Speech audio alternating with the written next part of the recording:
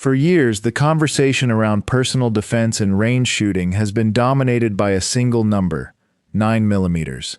It's the safe bet, the industry standard, and the round that almost every modern handgun is designed around. But as we move further into 2025, the landscape is shifting. Shooters are becoming more sophisticated, and the hardware is evolving to match. We are seeing a move away from the one-size-fits-all mentality and toward mission-specific calibers that offer distinct advantages over the traditional 9mm Luger. What's up, everyone? This is Tony from Gun 45, and today we are breaking down the calibers that are currently carving out their own territory in range bags across the country. We're going to look at why 9mm might finally be losing its grip as the only logical choice for the modern shooter. Before we dive into the ballistics and the hardware, I want to ask you for a quick favor. If you enjoy deep dives into the world of firearms, ballistics, and gear, please hit that subscribe button and tap the notification bell. Leaving a like or a comment on this video really helps the algorithm recognize that Gun 45 is providing value to the community. It doesn't cost you a dime, but it helps us keep the lights on and the cameras rolling so we can continue bringing you this high-level content. Now, let's get into the meat of the discussion. To understand where we are going, we have to acknowledge where we've been. For decades, 9mm was the compromise that worked. It offered decent capacity, manageable recoil, and enough ballistic effectiveness to satisfy most requirements. In the 1980s, when NATO standardized it and the FBI famously transitioned back to it after their brief and rocky affair with the 40 S&W and 10mm, the civilian market naturally followed. The logic was sound. Modern bullet technology, specifically in the realm of jacketed hollow points, allowed the 9mm to perform nearly as well as larger calibers, while offering a higher round count and faster follow-up shots. Then came the micro-compact revolution, platforms like the SIG P365 and the Springfield Hellcat, which squeezed 10 to 13 rounds into a pocket-sized frame. At that point, 9mm seemed invincible.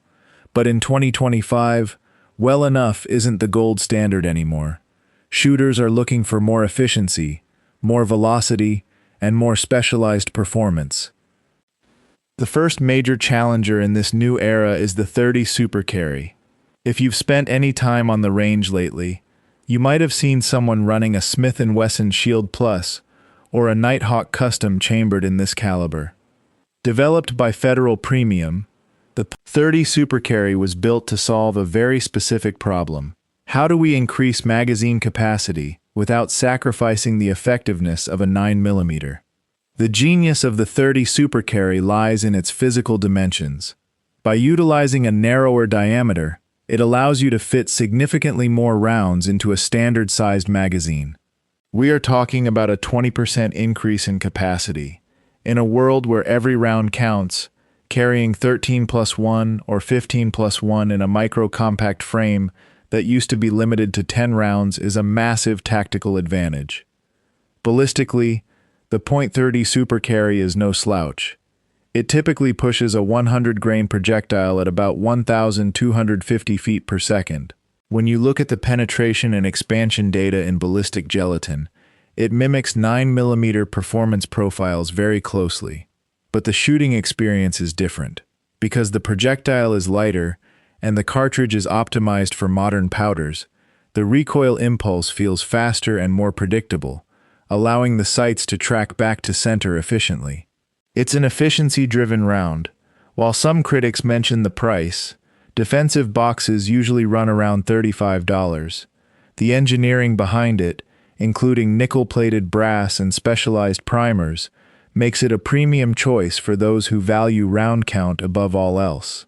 At Gun 45, we've seen more concealed carriers making the switch because, in a high-stress situation, having those extra rounds can be a major factor in maintaining control.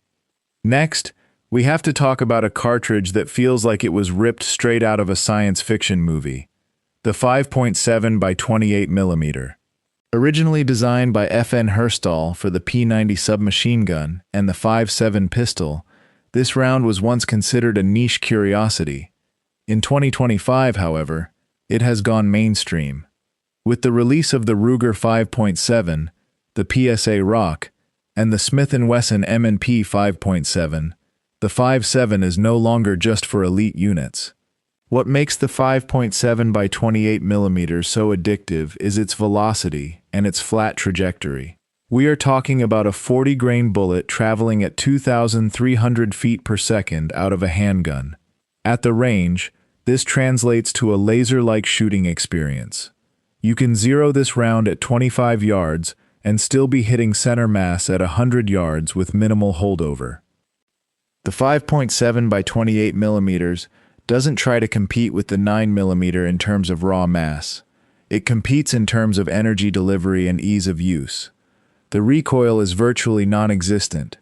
It feels more like a .22 Magnum on steroids than a centerfire defensive round.